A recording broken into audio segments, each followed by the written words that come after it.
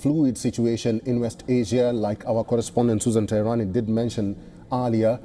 Lester Munson is a senior fellow, National Security Institute is joining us now live from Washington, D.C. Mr. Munson, tell us about the situation right now, because many cannot comprehend what is really happening right now. Before, there were threats being issued by Iran, but now Iran has gone ahead with its threats, and the rockets and the missiles, 100 rockets, I understand, have been fired towards Israel. Right. So what we're seeing is the latest manifestation of what has been a kind of low-grade war between Israel and Iran going back many years, many different iterations of this conflict. This most recent episode is very likely about Iran's response to what Israel is doing with respect to the Hezbollah terrorist group in southern Lebanon, which is supported by Iran. Israel, of course, killed the leader of Hezbollah in Beirut using bunker-busting bombs in all likelihood several days ago. They have decimated, they've done more than that, they've almost virtually eradicated Hezbollah's senior leadership over the past couple of weeks. Iran is very likely responding to that initiative by the Israelis.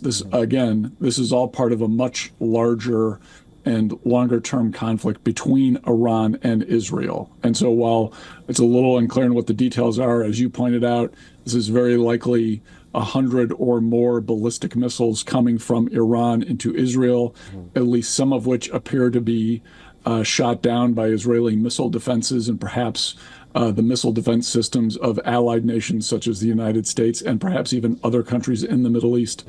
So there's a lot going on. We shouldn't draw too many conclusions just yet until we know some more facts. Mr. Munson, stay with me, because I'm receiving various updates on my phone, on the website.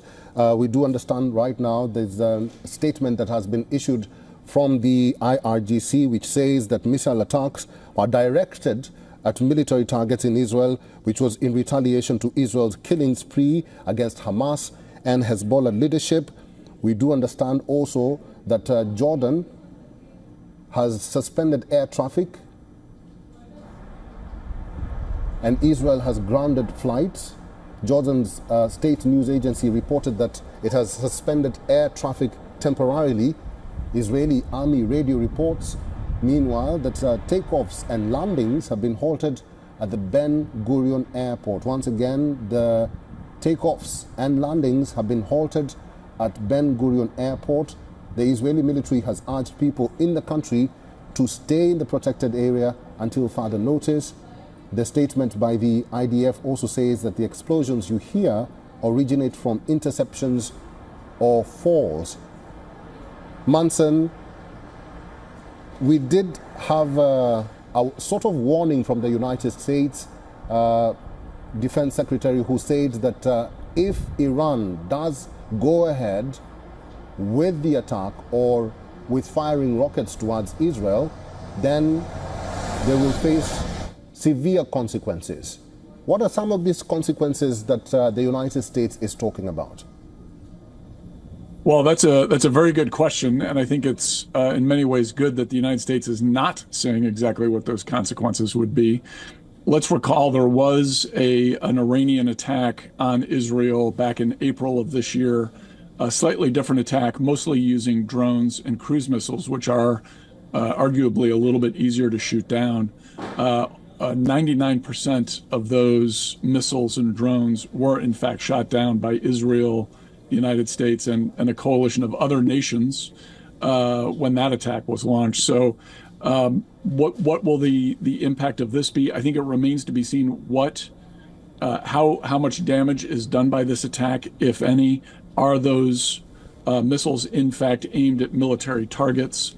What will Israel's response be? I think all of this is going to have to factor into American decision making before anything is actually decided by President Biden or his in conjunction with his cabinet.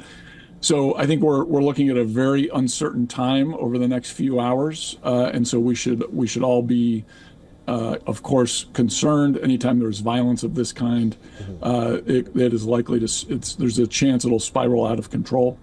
But I think there's going to be forces at work that are going to look to try to modulate and moderate these responses so that it isn't escalatory into a full-fledged conflict that spreads across the region. Susan Tehrani, sorry to keep you waiting. Susan Tehrani is our correspondent live in New York. Do we have any further update from your end?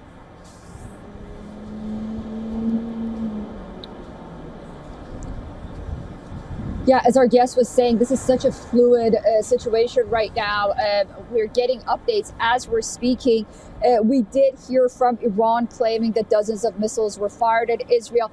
Iran also warned that a more crushing responses will come if Israel retaliates. I don't know if this means that they carried out this operation as a way to project that they retaliated against the killing of Hassan Nasrallah in Lebanon a week back, or whether or not there will be more missiles being launched from Iran. But what appears, and this was sort of the case back in April when Iran attacked Israel, it appears that a set of missiles were fired from Iran, and then when Israel didn't retaliate, then things sort of quieted down. But again, the situation is very different. It's very fluid. We're talking as Israel has carried out that ground incursion into southern Lebanon. Southern Lebanon is really Hezbollah territory, and it's an enclave of Beirut, really, in the south of Beirut, that is almost controlled by the Islamic Republic in a lot of ways. So, while it might be similar to what happened in April, the situation is also very different right now. All right, that is our correspondent in New York, Susan Tehrani. And we did have statements from the Iran Revolutionary Guard Corps, or the IRGC, which issued a statement earlier or moments ago saying that we attacked the huts of the occupied land in case if Zionist regime tries to respond to Iranian operation, it would face crushing responses. The statement also read that in response to the martyrdom of Ismail Haniyeh, Sayed Hassan Nasrallah, and Mata Nil Froshan, we attacked the huts of the occupied land in case if Zionist regime tries to respond to Iranian operation, it would face crushing responses. We also had the far-right Israeli finance minister, Bezalel Smotrich, who tweeted moments ago. He says, and I quote him, "Like Gaza, Hezbollah, and the state of Lebanon, Iran will regret the moment." Mr. Munson is our guest today. Mr. Munson, this escalation, we've been talking about this escalation for a very long time now, but no war has been declared yet. What are the consequences of now Iran getting into these confrontations and into this, bitter rivalry between Israel and Lebanon? Well, I think Iran is not interested in a wider war at this time, while it is very antagonistic towards the state of Israel and has been seeking to undermine it for decades. It is not really interested in an all-out conflict, probably because Iran knows it would very likely lose that conflict, and it would really put the regime of Ayatollah Khamenei at risk of being removed. So I think Iran, while we're seeing missiles being launched from Iran at Israel right now, I suspect over the next few days, we're going to see a more moderate Iranian response and an effort to tamp down on tensions. Iran is simply not in a very good position right now to have a full-fledged war against Israel. Remember, the U.S. is backing the state of Israel throughout this conflict. The U.S. has over 40,000 troops in the region. It has a number of military assets that are really without peer in the region. So Iran would be taking on a group of forces that really would be overwhelming for it if it were to seek full conflict here. So I think while we're in the middle of this very tense, difficult, and violent situation, over the next few days, I do expect things will, in fact, calm down. We will see what the Israeli response is to the Iranian action. We'll see what the American response is, see what perhaps any other activities are. But I think we're likely to see the temperature come down after this episode is over. All right, this is just an update we are receiving on X and on the social media platforms. And according to Press TV, Israel's gas platforms in the Mediterranean Sea have reportedly been destroyed.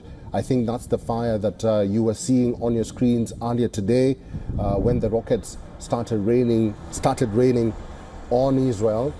And Iran has gone ahead with its threat.